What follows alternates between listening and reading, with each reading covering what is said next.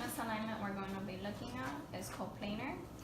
On this frame, when the patient looks down, one of the lenses is going to be closer to the eye than the other.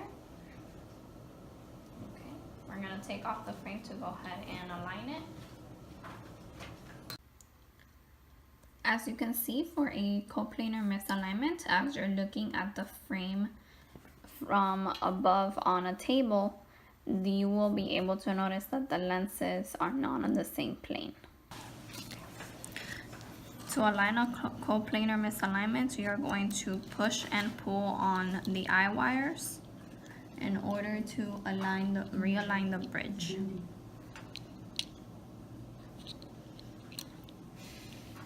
At the same time that you are doing this, you want to make sure that there's no other misalignment being induced.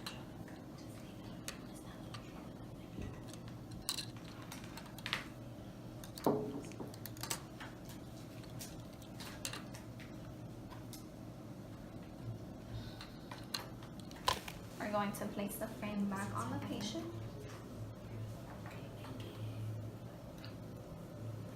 And as you can see, now when the patient looks down,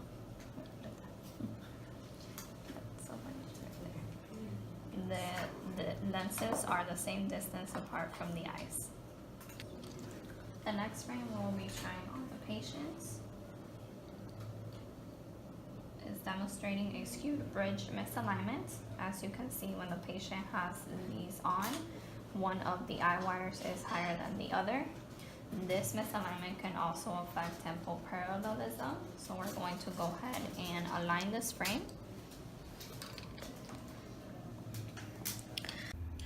As we just observed on the patient, this frame has a skewed bridge misalignment. This is causing one of the lenses to sit higher or lower than the other, and it can also affect temporal parallelism, as we can see here. To correct a skewed bridge misalignment, you are going to push and pull on the eye wires up and down until the bridge is aligned once again.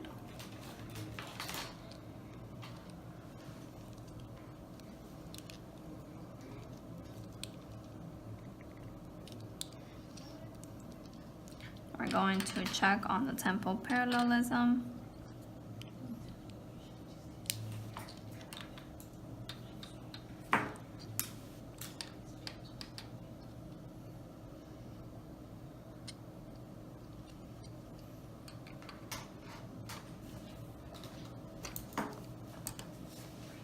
Okay.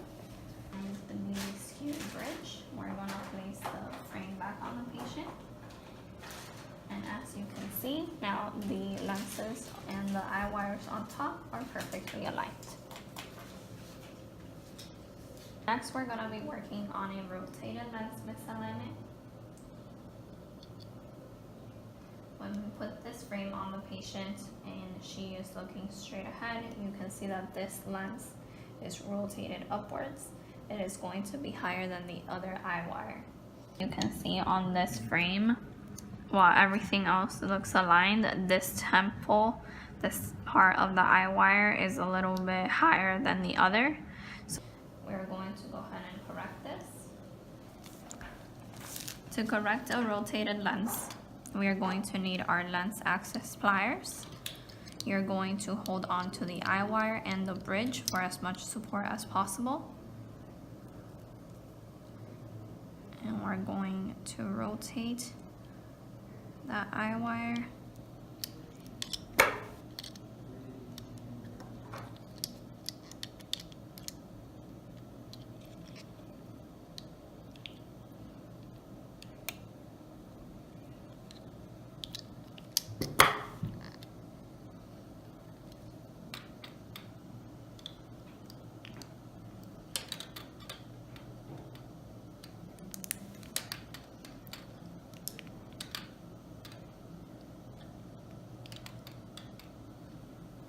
We are now just checking that there is no other misalignment.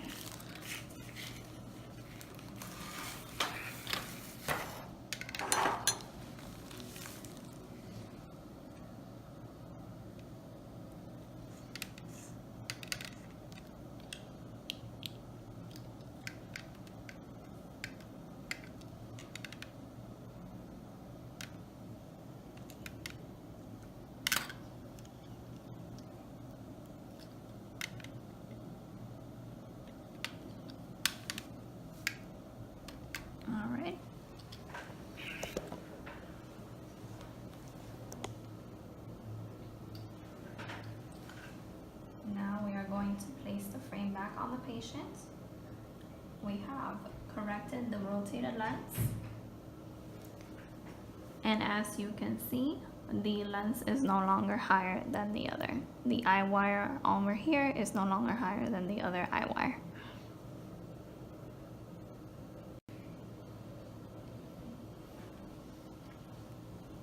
On this next frame,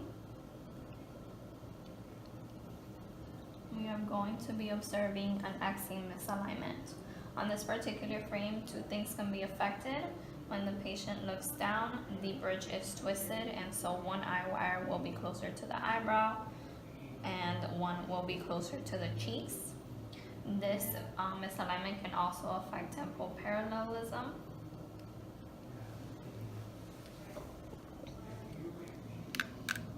As you can see, because of the axing effect on this frame, the temples are also not parallel, so we are going to correct this.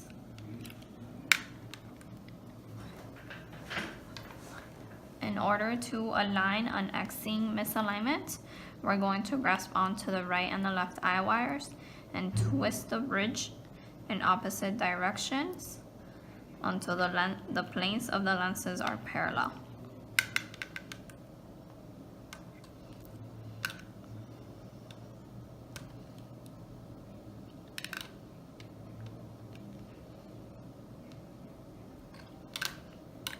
We're also going to be checking on the temporal parallelism and making sure there is no other induced misalignment.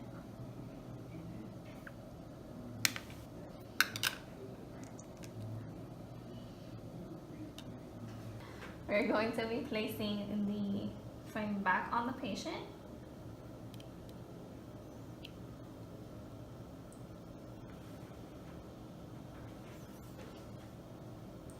As we can see now, both of the eye wires are same distance apart from the eyes. There isn't one closer than the other, and the temples are parallel to each other.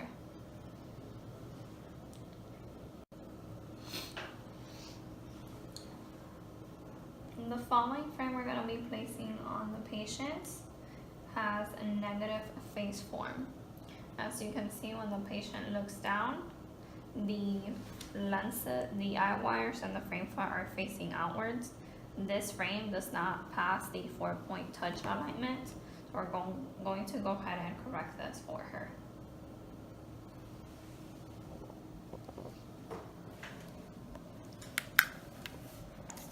For this frame, you will need a straight edge and a ruler. You want to make sure that you have some 4-point touch. For this, you can either use double padded pliers or your hands.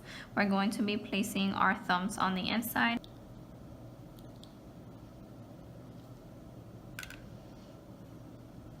We are just double checking that there is no other misalignment.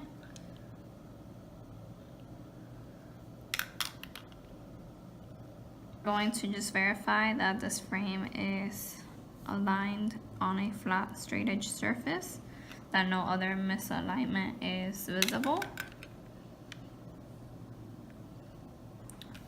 Okay.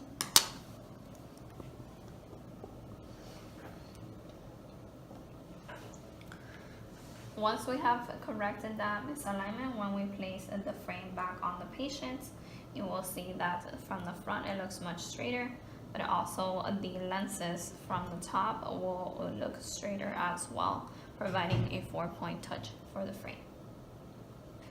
We're going to be placing the next frame on our patient. As you can see, if the patient looks to the side, it has a lot of panoscopic tilt. This will make the lenses appear very far apart from the top of the eyebrows, but as you can see, it is touching her cheeks on both sides of the face. We're going to go ahead and remove this frame and correct this. To reduce panoscopic tilt, we can go ahead and use wide jaw angling pliers or my hands, as I decided to do here.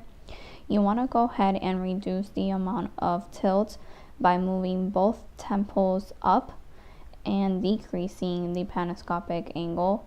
You only want that to be from about 4 to 18 degrees with reference to the frame front. You also want to make sure that you're double checking that no other misalignment has been induced. Now we can place it back on our patient's face.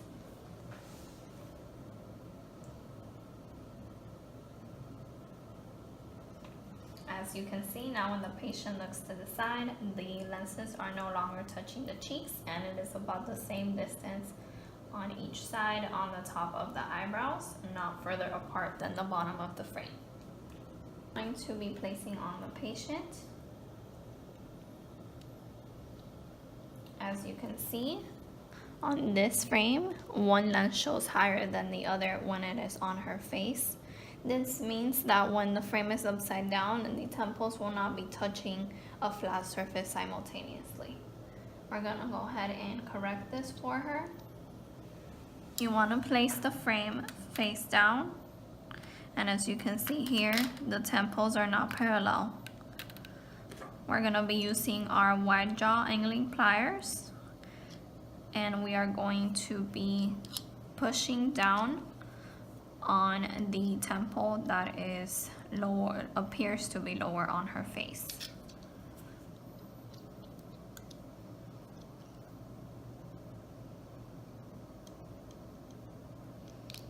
We're going to hold on to the frame front for support and slowly push down.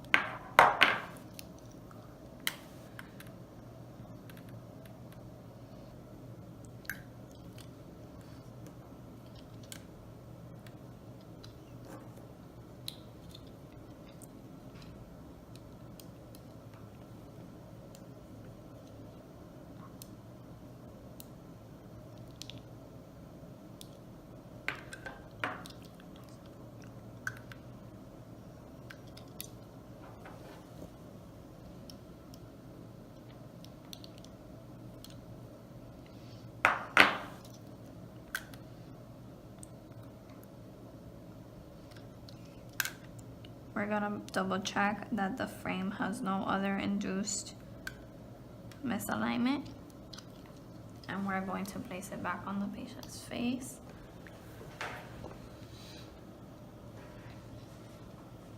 Alrighty, we're gonna be placing this frame back on her face. And if you look straight ahead, please. Now you can see that the eye wires are aligned. This means that on a flat surface, the temples will be touching simultaneously. The next alignment we will be working on is temple folds. Now on this frame, you won't really be able to tell that it is misaligned, except when you remove the frame and close the temples.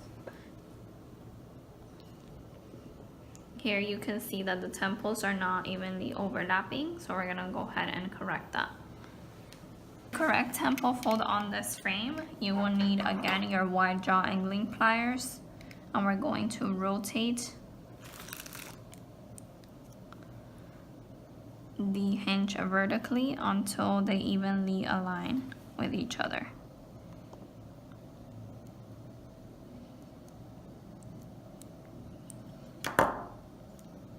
As you can see, now when you open and close the temples, they overlap evenly.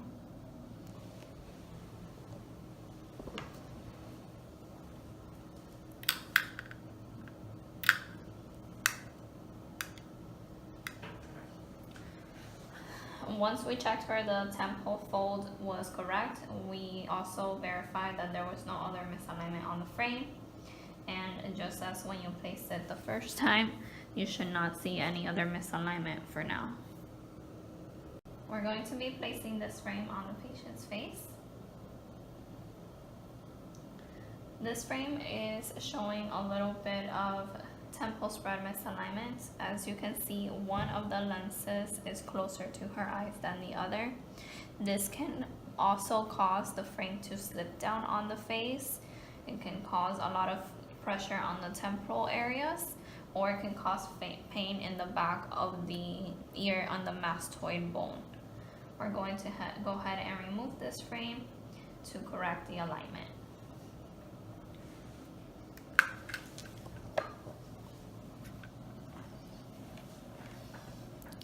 Okay, to work on temple spread, we want to place the frame face down, and you want the temples to be at a 90 degree, about a 90 degree angle, kind of making a U on the frame. So for example here, this temple is too spread out. So we're gonna go ahead and using our half padded nylon plier, we're going to gently push in. And we are going to each time just check on that.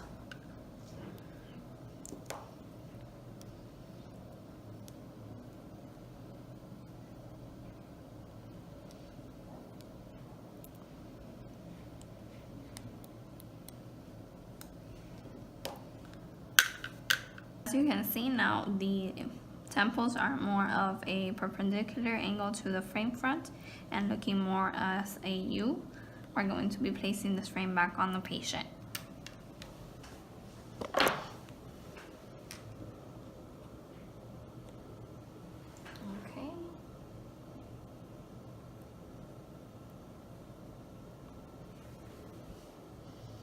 As you can see now, when the patient looks down, the lenses are about the same distance apart from the eyes, and the pressure is no longer going to be on her sides or the frame slipping down too much. We're going to be putting this frame on the patient. We're going to look to the side. As you can see, this frame has a lot of retroscopic tilt, so the top of the lens is very close to her eyebrows and her eyes, while the bottom of the frame is very far away from her cheeks. We're gonna go ahead and align this. See, on a flat surface, the lenses are facing away from where her cheeks would be, while the bottom, in this case, the top of the eye wire is very close and angled inside. In order to align this back to reduce the rotoscopic tilt, we're going to be using our wide angle pliers. And we're going to grab the front of the eye wire, and we're going to push the temples downwards.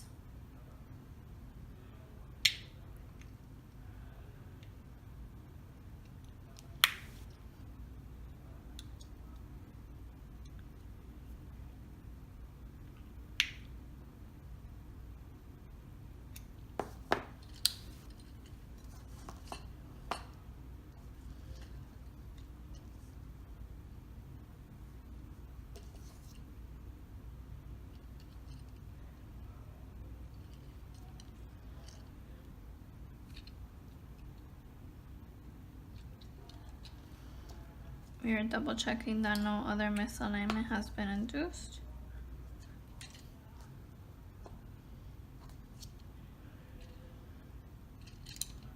Now using my hands, I'm gonna give it a little bit more of a twist.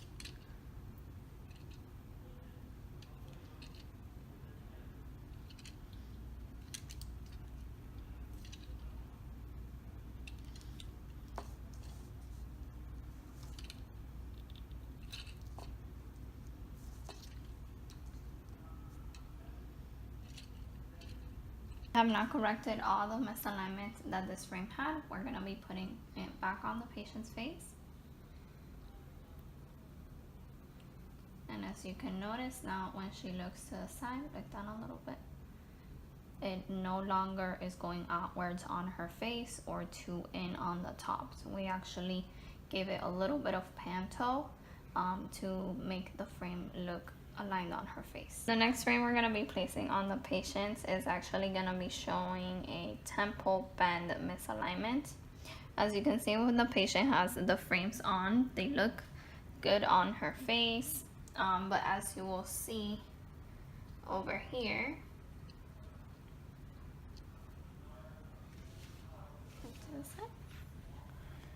okay, if we can see right there, the temples of the frame do go all the way out over here. and it's not very bent behind her ear. If we look on the other side, this bend is correctly and properly done on the top of the root of the ear, but you still have some space here so it doesn't hurt her mastoid bone or anything.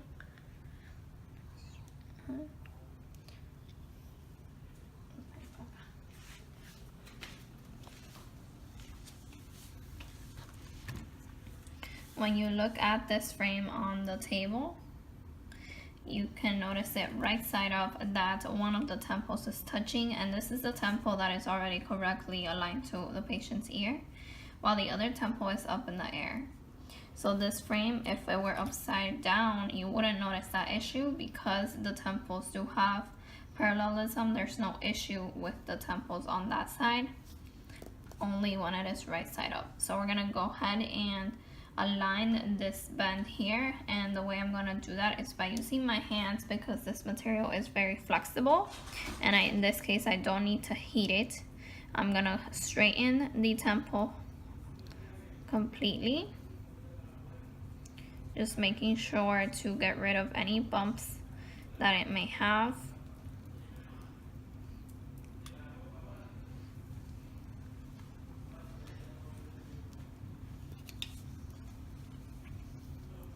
And using my fingers, I'm gonna make a new bend. And I'm just trying to get it to be about the same degrees as the other one. As well, you also wanna just double check that it goes at about a 45-degree angle. So as you can see, it's about the bend of my thumb. And again, just making sure that there is no other misalignment on the frame. And now you can notice that both temple tips do touch the flat surface while still being at the 45-degree angle. I'm gonna place the frame back on the patient. And if we look at the side that was previously misaligned,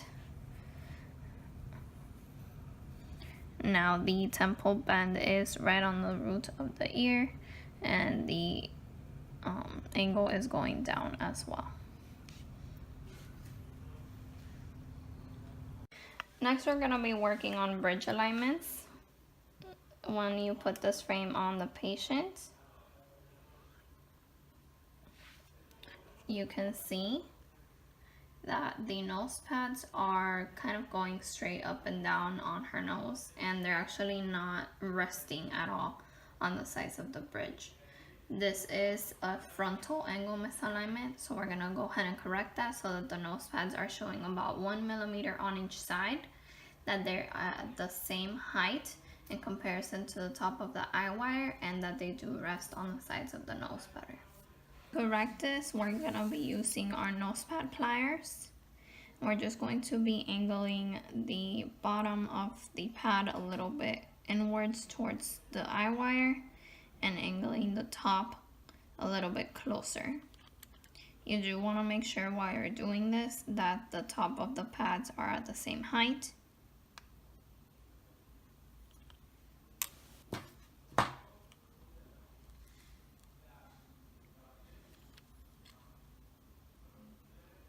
And they should be showing just about 1 millimeter on each side.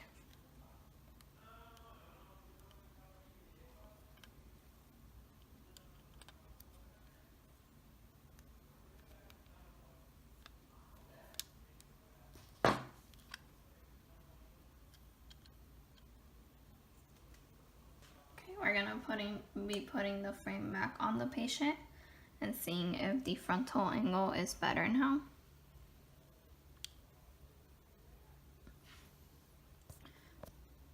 As you can see, now both nose pads are resting on the side of her nose, and about 1 millimeter is showing on each side from the front of the eye wire.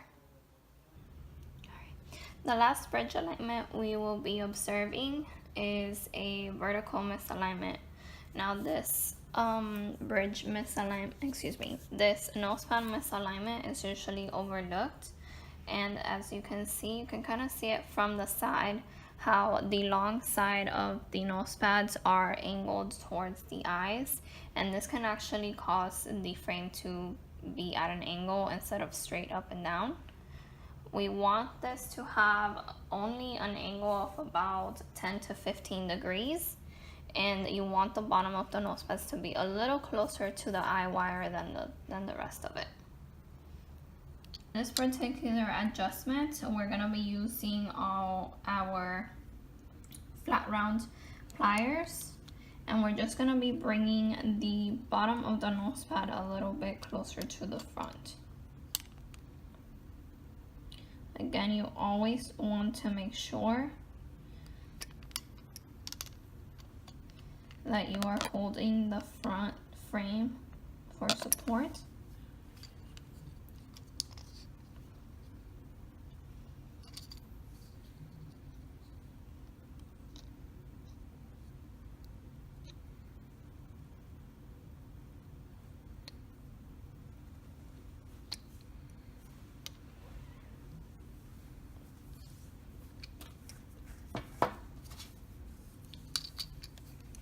Of course, as with any other alignment, you want to make sure that you're not inducing anything else.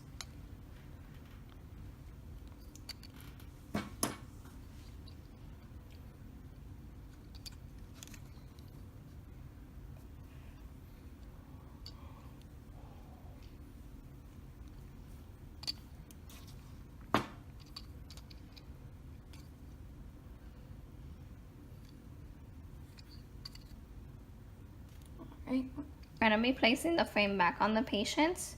We have now corrected the vertical angle misalignment on the nose pads. As you can see, the nose pads are resting fully on the patient's nose. Both the frontal angle and the splay angle are corrected on these nose pads now. And when she looks to the side, they are not as angled as they were before, being caused by that straight misalignment on the nose pads.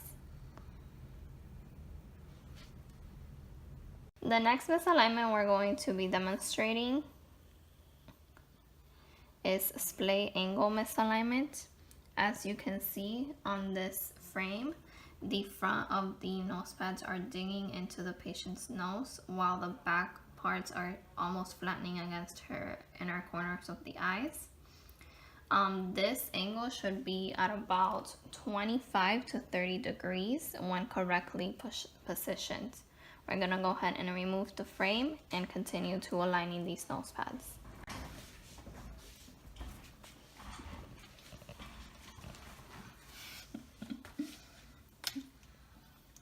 As you can see, once again, if you were to be looking at this frame from the top, that the front of the nose pads are much closer to the patient's nose, and so that is going to be digging into her skin and cause either redness or pain and discomfort. You want both of the sides, the front and back sides of the nose pads, to be positioned in a way that it's laying flat on the sides of the nose and not digging in either side. Again, we're going to be using our nose pad pliers to make this correction.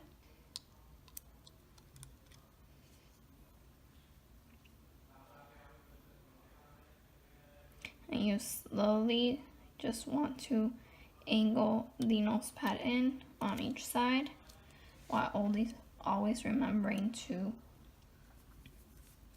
hold the frame for support.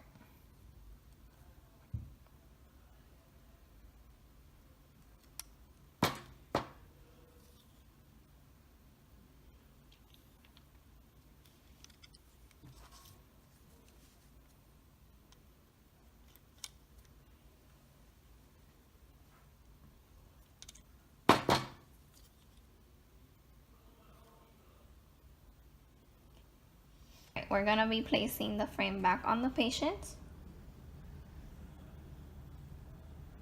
Alrighty, and as you can see now, both nose pads are fully resting on the sides of the nose, and she will not be experiencing any discomfort because no sides of the nose pads will be digging into the skin or causing any discomfort.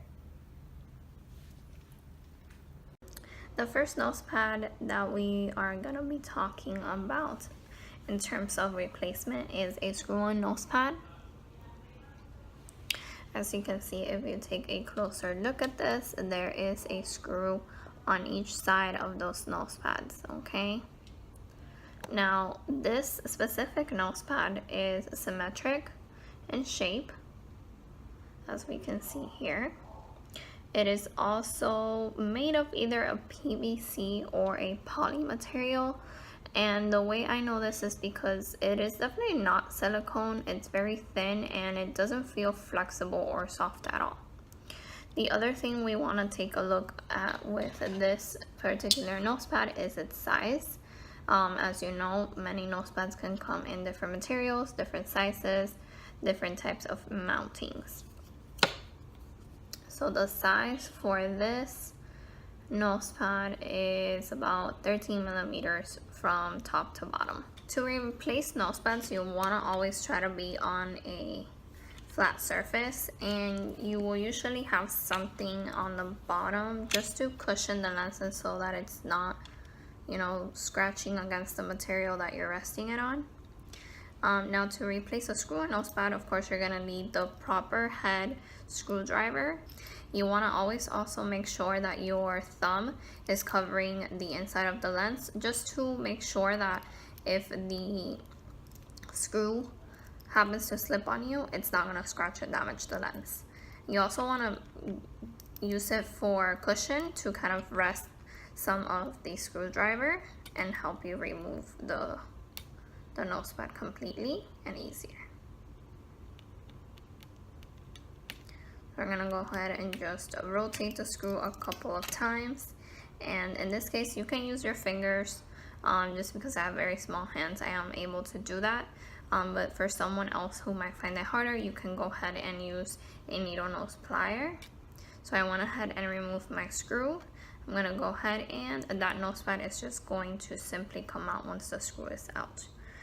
Now, to place it back in, you wanna just align the hole with the little attachment off the nose pad. It'll sit there, and then put your screw back in the hole just a little bit so that the nose pad doesn't fall out. Again, cushioning the lens with your thumb to avoid it getting damaged if the screwdriver slips.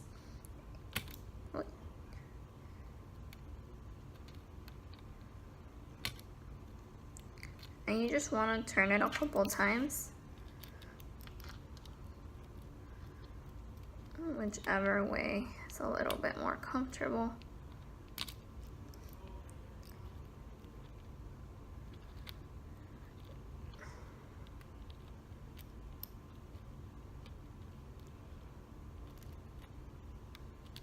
And there you go, the nose pad has been replaced and it is properly in place. The other type of nose pad I will be showing how to replace is a snap-in. This particular nose pad is made of a silicone material, and I can tell that by just kind of feeling it, and it is soft. It's a little flexible. As you can see, I can kind of bend it side to side. See that, how that material moves. And it's also a little bit more cushioned, so compared to the other one, the screw-in one that I was doing, that was made of that other PVC or poly material, it's much thicker compared to that. It's also, in terms of its size, it's also about 13 millimeters, how our other one was. And to replace this nose pad, you also want to be on a flat surface, but for this one we're actually not gonna need to use any screwdrivers. We're actually just gonna be using a needle nose plier, and in some cases our hands if we need to. Alrighty, so using our needle nose plier, we're gonna go ahead and remove this nose pad, and we are going to gently pull on the thicker part of it. And with this material, you want to be really careful because it's so flexible, it might be a little bit hard to get that out. You just want to be as gentle as possible when it comes to removing those. So as you can see, I went ahead and removed that snap-in nose pad. And we're simply just gonna be replacing it. And as you noticed, I also kept my thumb on here. I am trying to protect the lens, and I'm also trying to just give it a little bit of support so that I could remove it. Now to put the snap-in nose pad back in, you wanna just create a little bit of pressure. If the nose pad doesn't stay in there at all, you can go ahead and just kind of hold it in place with your finger, as so.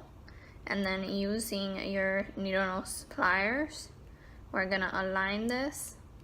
As you can see, I'm still having my fingers on there so that I can protect the lens as much as possible. And I'm just going to click that back in. And now the nose pad is back in place.